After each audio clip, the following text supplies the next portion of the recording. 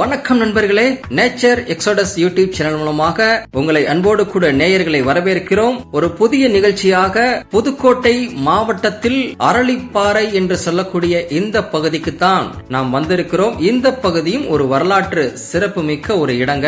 இந்த இடத்துக்கு நீங்க வரணும்னா புதுக்கோட்டையிலிருந்து திருப்பத்தூர் பொன் அமராவதி வந்தீங்கன்னா அங்கிருந்து நீங்க இந்த அரளிப்பாறை என்ற ஒரு கிராமத்துக்கு நீங்க வரலாம். வந்தால்தான் இந்த குன்றை நீங்கள் பார்க்க முடியும். இதனுடைய பெயர் காரணத்தை நாம் பார்க்கலாம். இது அரளிப்பாறை என்று அழைக்கப்படுகிறது. முன்னொரு காலத்தில் அரவன் பாறை என்ற பெயர் பெற்றிருந்ததாம். அது என்ன என்று கேட்ட பொழுது, அரவன் என்றால் பாம்பு என்ற கொடிய விஷமுடைய பாம்புகள் இந்த மலைக்குன்றின் மேலே அதிகமாக காணப்பட்டதான் நண்பர்களே. அதனாலதான் இதுக்கு அரளிப்பாறை என்று பெயர் பெற்றிருக்கிறது. இதன் முகப்புல பாத்தீங்கன்னா பிரமிக்கும் வகையில் ஒரு கல்தூண் இருக்குதுங்க. நல்ல ஒரு வேலைப்பாடு செய்யப்பட்ட இந்த கல்தூண் ஒன்றுக்கொன்று தொடர்புடையதாகவே முழுவதுமாக காணப்படுகிறது. எந்தவித இந்த கல் தூண்களில் காணப்படுகிற சிற்பங்கள், புடைப்பு சிற்பங்கள் பார்ப்பதற்கு ரொம்ப அழகாகவே இருக்கு நண்பர்களே. இதுதான் அந்த முகப்பில் காணப்படுகிற ஒரு கல் மண்டபம். இங்கே இளைப்பாறக்கூடிய வகையில் இருக்கிறதாக இந்த இடம் இருக்கிறது நண்பர்களே. இதிலிருந்து நாம் ஒரு சாய்வு ஏற்றமாக நாம் என்ன செய்யலாம், ஏறி போகும்போதுதான் அந்த மேல இருக்கக்கூடிய ஒரு குடவரை அங்கு காணப்படுகிறது. அதற்கு மேலே செல்ல செல்ல அழகான வற்றாத சுனைகள் ஏகப்பட்டது ஒன்றுக்கொன்று தொடர்புடைய அப்படியே மேல் நோக்கி சென்று கொண்டே இருக்கிறது நண்பர்களே. கீழ்த்தளம் வரைக்கும் இந்த சுனை பகுதி காணப்படுகிறது. இதுதான் அந்த வழிந்து வரக்கூடிய அந்த சுனை. நல்ல ஒரு குடிநீராக, தூய்மையான குடிநீராக இந்த இடத்தில் காணப்படுகிறது நண்பர்களே. மேலே அப்படி என்ன ஒரு விஷயம் என்றால், இங்கேயும் ஒரு மலையை குடைந்து ஒரு குடவரை அமைத்திருக்கிறாங்க, ஒரு குகைத்தலம். அதுவும் நாம் சென்று இப்ப பார்க்க போகிறோம். மேல பாத்தீங்கன்னா ஒரு கல் கட்டடமாக ஒரு குடவரை அமைத்திருக்கிறாங்க.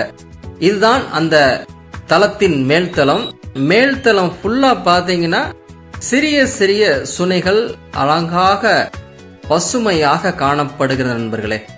இதுவும் தரைத்தளத்திலிருந்து ஒரு 800 மீட்டர் தாங்க உயரம் இருக்கும். கம்மியான உயரம் தான். தொடர்ந்து நாம் இந்த சுனைக்கு கீழே சென்று அடுத்த மலைக்கு நாம் போகும்போது இங்கேயும் ஒரு வற்றாத ஒரு அழகான பெரிய சுனையை நீங்கள் பார்க்க முடியும். இந்த சுனைக்கு வலது புறமாகத்தான் எத்தனாம் நூற்றாண்டில் கட்டப்பட்ட அந்த குடவரை, அந்த குகைத்தலம் என்பது அறிய முடியவில்லை நண்பர்களே. யாருக்குமே அங்க தெரியல. இத பற்றிய வரலாறும் இன்னும் சரியாக அறியப்படவில்லை. இந்த மலைக்கு கீழே செல்ல செல்லத்தான் அந்த சுனை பகுதிக்கு கீழே இருக்கிற வலது பக்கத்துல ஒரு குகைத்தலம் காணப்படுகிறது. இந்த குகைத்தலமும் வரலாற்று சிறப்பு மிக்கதாக சொல்றாங்க. இதுல என்ன விஷயம்ங்கிறதும் யாருக்கும் தெரிய வரவில்லை. இதுவும் தொல்லியல் துறை ஆய்வு மேற்கொண்டால் இந்த குகைத்தலத்திற்கான ஒரு வரலாறு நிச்சயமாக கிடைக்கப்பெறும் நண்பர்களே. மேலேயும் சில பூக்கள், மூலிகை தாவரங்கள் நிறையாகவே காணப்பட்டது. இதுதான் அந்த மேல்தளத்திற்கு கீழே இறங்கக்கூடிய பகுதி. இந்த பகுதியில்தான் இந்த மலையை குடைந்து ஒரு குகைத்தலம் இருக்கிறது. இதை இரும்பு கம்பிகளால் ஒரு கேட் செய்து வைத்திருக்கிறாங்க. ஆனா உள்ள யாரும் செல்லக்கூடாத அளவுக்கு இது காணப்படுகிறது. இது கிட்டத்தட்ட ஒரு நீண்ட தூரமாக இது செல்கிறதாம். இது தற்போது இதை குடவரையாக இவர்கள் பயன்படுத்தி வருகிறார்கள்.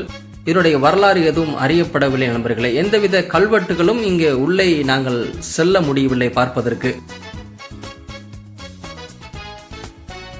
தொடர்ந்து இந்த குகைத்தலத்திற்கு மேலே செல்ல செல்ல நாம் அந்த பாறையின், அரளிப்பாறையின் எல்கை வரை நாம் காண முடியும். ஒரே எங்கு பார்த்தாலும் ஒரே பசுமையாக காணப்படுகிற இந்த அரளிப்பாறை பார்ப்பதற்கு நல்ல ஒரு சுற்றுலாதலமாக விளங்குகிறது நண்பர்களே. ஆனால் இந்த பகுதியில் கிராமத்துவாசிகள் மிக குறைவாகவே காணப்படுகிறார்கள். எந்தவித போக்குவரத்துகளும் இங்கு நிறையாகவே காணப்படவில்லை நண்பர்களே. ஆனாலும் இதை பார்ப்பதற்கு மிக அழகாக இருக்கும். நீங்கள் சென்று நல்ல ஒரு சுற்றுலாதலமாக நீங்கள் நல்ல ஒரு என்ஜாய் பண்ணலாம் நண்பர்களே. நன்றி நண்பர்களே. இதுவும் மிகச்சிறந்த ஒரு சுற்றுலாதலமாக விளங்குகிறது. நீங்கள் சென்று பாருங்க. மற்றவர்களுக்கு ஷேர் பண்ணுங்க. நன்றி நண்பர்களே. இன்னும் ஒரு புதிய நிகழ்ச்சியில் உங்களோடு கூட சந்திக்கிறோம்.